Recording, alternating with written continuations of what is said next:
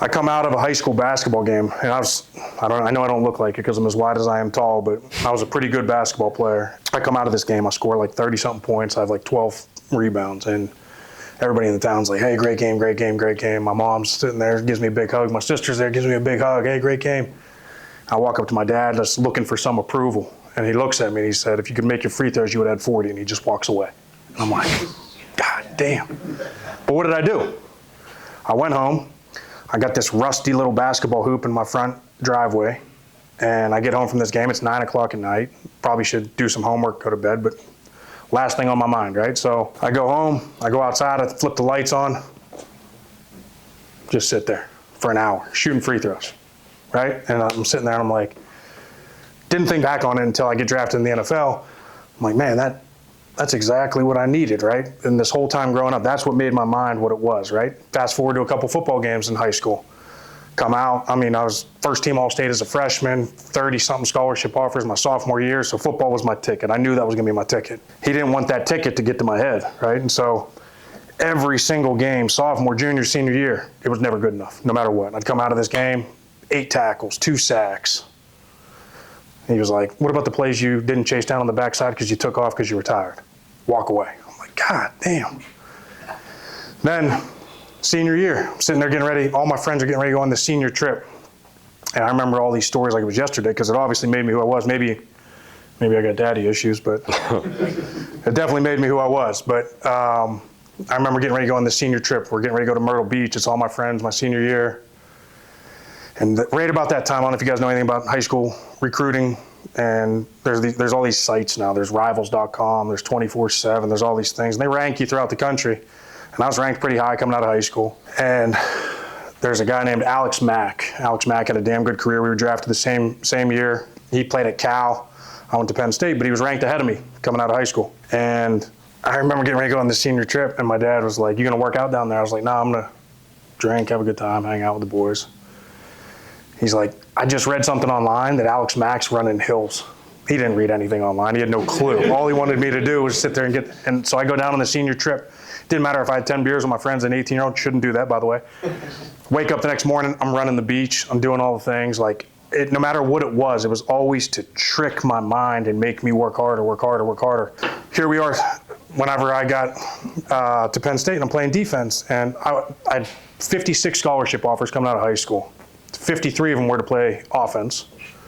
Probably should have taken that advice and known that was where I was going to end up, but Penn State was one of them to go play defense. And I go there to play defense, and I get there, and I'm playing my freshman year, and everything's good. And then fast forward halfway through my freshman year, Joe Paterno calls me in. He's like, I think we're going to move you over to offense.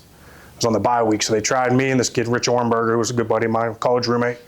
Ended up playing 7 or 8 years in the NFL as well. They're like, we're going to try you guys over on offense. We were both playing defense. Moved me over to offense. I missed every block in practice on purpose. Like, I'm literally just diving on the ground, giving up sacks, giving up everything. And Paterno calls me in the office. He says, why are you doing this? I'm like, I don't want to play offense. He's like, just give it a try. So, okay. So I start going against all these guys, and the guys I'm going against, Tom Bahal-Lee, who ends up being an all-pro in the NFL, Jay Alford. If you guys remember when the Giants beat the Patriots, there's a famous picture of a D tackle hitting Tom Brady on the last play of the game. That was Jay Alford. Scott Paxson wins a Super Bowl with Pittsburgh Steelers. That was our defensive line that I'm going against. I start blocking the shit out of them. I'm like, maybe offense might be all right. So I kind of give this thing a little try, and I move over to offense the next year. I start at center. I go the next year.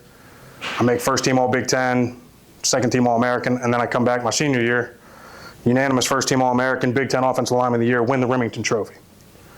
Point is, if you don't give something a try, and you give it, and you don't give it your all, you got no chance, right? And so that was another thing that my dad said. I called my dad. I was like, hey, I want to transfer to Virginia. He was like, why? He was like, if you just sit there and listen to a man that's been there for 70 years or 60 years as the coach, maybe give it a try. Maybe he knows what the hell he's talking about.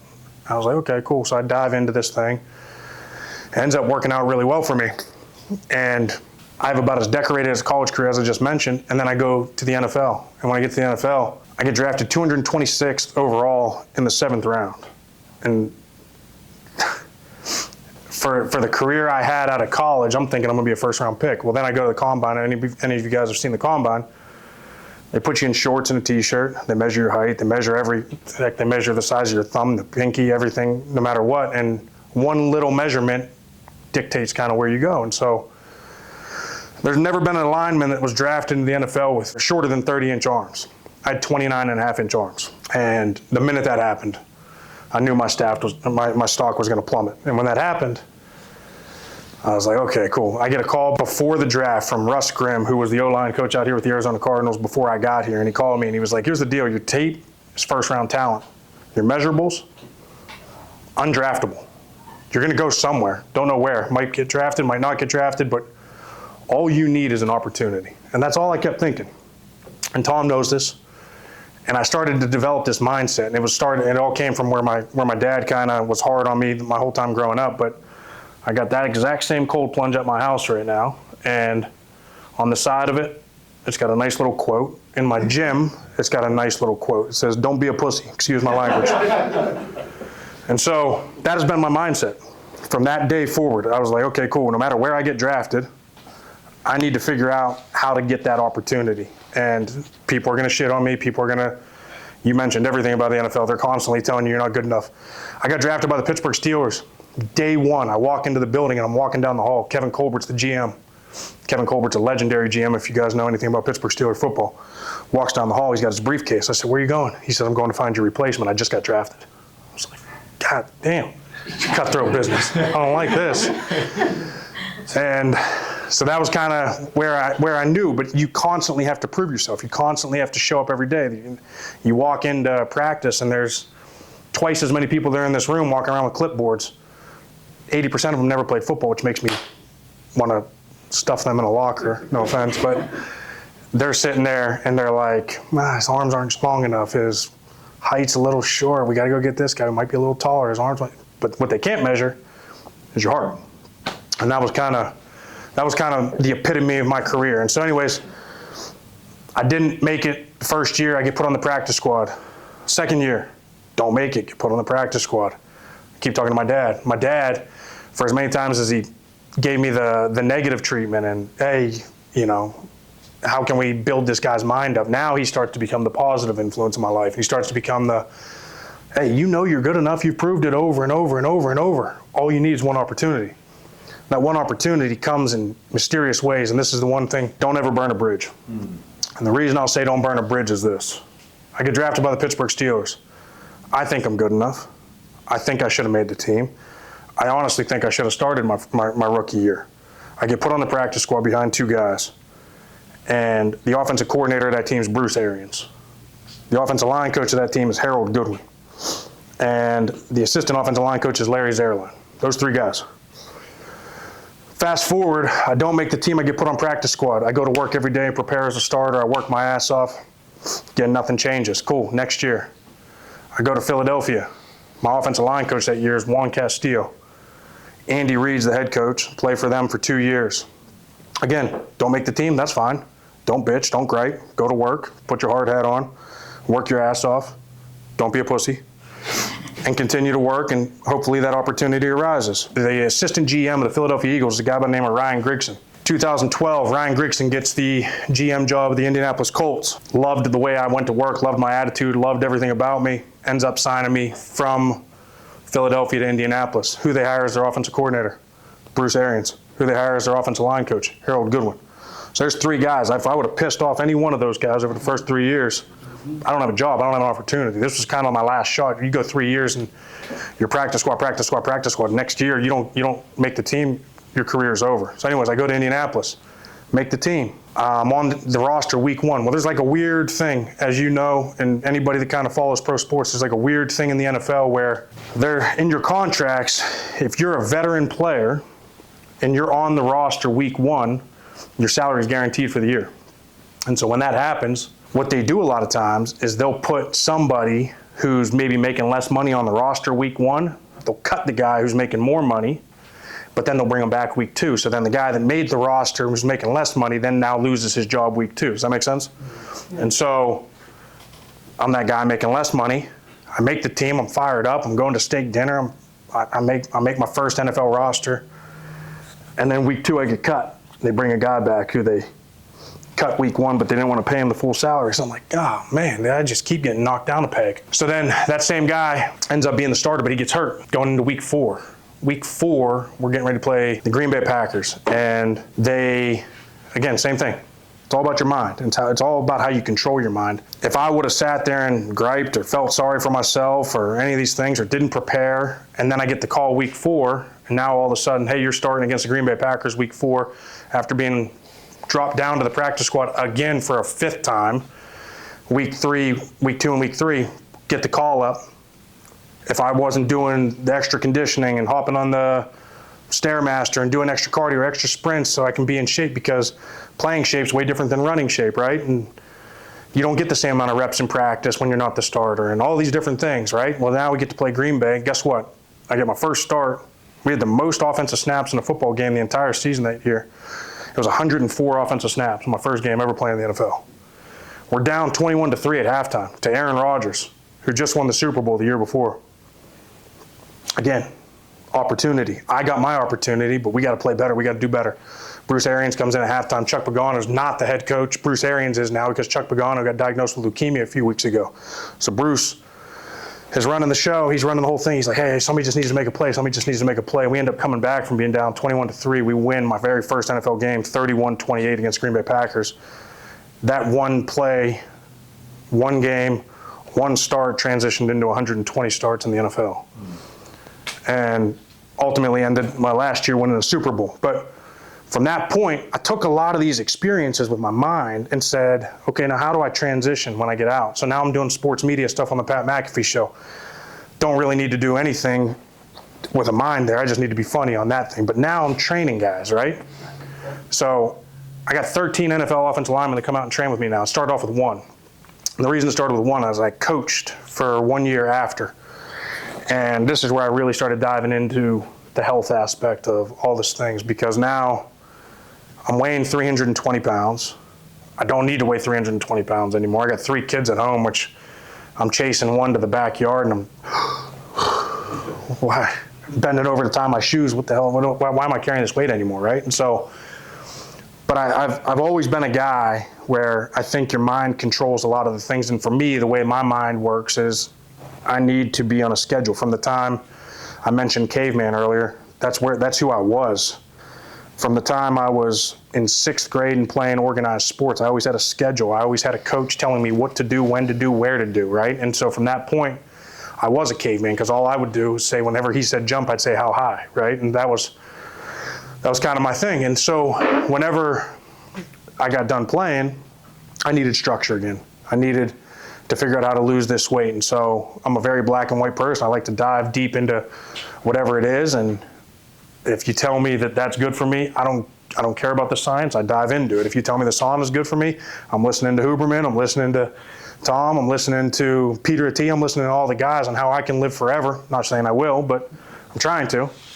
And it all started with that. So I get done playing and I'm coaching, and I don't see my kids the entire year. So I'm like, okay, I got this one kid from Notre Dame. His name's Robert Hainsey, who we drafted that year in the 3rd round. And I'm like, he comes up to my office in like November, and he's like, hey, I want to pick your brain on how you trained in the off season, where you trained. I just want to pick your brain on the whole off season aspect of my game.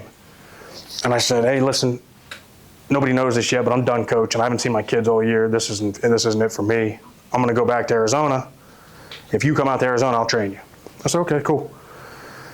We revisit this conversation in January. We lose to the LA Rams, and the LA Rams go on to win the Super Bowl that year. But he calls me and he's like, hey, are you still interested in training me? I said, come on out to Arizona, I'll train you. At that moment, I never trained anybody. I never lifted somebody. I never did their cardio. I never did anything. I just know football. I can train you as an offensive lineman, but I got to figure out this other aspect if I'm going to train people, right? And so Buddy Morris was the head strength coach of the Arizona Cardinals, and I started kind of picking his brain a little bit on some things, and he started using words like parasympathetic. I'm like, speak to me in layman's terms. Come on, give me something here. And he kind of just started teaching me some different things. But the one thing that I don't think gets talked about enough, and he mentioned it a lot, is hard. You need things to be hard. In life, certainly when you're playing football, because when you're playing football, even growing up, like let's just take middle school, let's take it high school, when all your friends are going to the beach and it's 115 out here in Arizona, you got to go put 20 pounds of equipment on plus another 15-pound helmet on, sit in 110-degree heat, and whenever you're sitting there begging for water, your coach is like, run another lap, go block this guy. So it's hard. And my biggest thing was the minute that I started paying more attention to doing things that are hard and training the mind to handle being comfortable in the most uncomfortable of situations, was when my career started to flourish, actually. And so that was the biggest thing that I did. And I think the biggest thing is when so many people are focused on weight room and so many people are focused on running sprints, which do nothing for you, by the way, because you can run 110s all day when you're not blocking someone who weighs 400 pounds and who's from American Samoa and who's just stronger and bigger and more physical and more athletic and all these different things. But how do you beat them?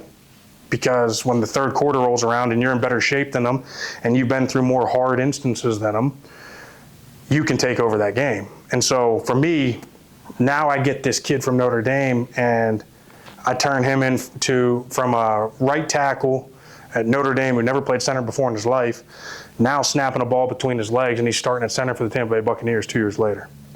And now fast forward 2 more years, and he just signed a $21 million deal to be the starting center of the Jacksonville Jaguars. And so, and the biggest thing that I do with him is I make it hard. I make everything hard.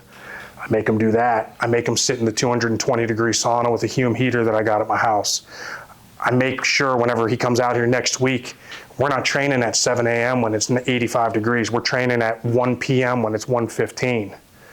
And when he wants to quit, I point at that sign and I say, don't be a pussy. And we continue to go, and we continue to go, and we continue to go. And so my biggest thing that I've learned with doing things like this is it's the hardest thing you're going to do all day. And if you make it that's the hardest thing you do all day, I make damn sure that at 6 a.m. when my alarm goes off, I roll right out of my bed, I walk right out my bedroom door, I walk behind, I got a gym in my backyard, and I put this thing purposely in a shaded area behind my gym so that whenever it's November, December, and January, and it's shaded and it's 41 degrees outside in Arizona, I hop in that thing and it's 34 degrees, and it's gonna be the hardest thing I do for 4 minutes or 5 minutes or 3 minutes or 2 minutes, whatever it decides to be that day. And then I go drink my coffee and I sit out in the sun and I ground and I do all the things that everybody tells me to do. And if you believe that they work, I think there's a major placebo effect, which I know there is a scientific approach, which all you guys will talk about.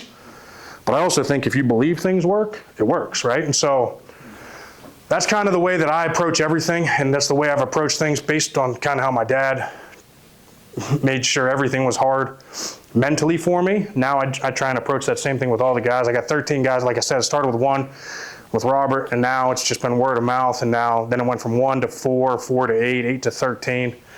I had $455 million worth of NFL contracts come out to train with me this year.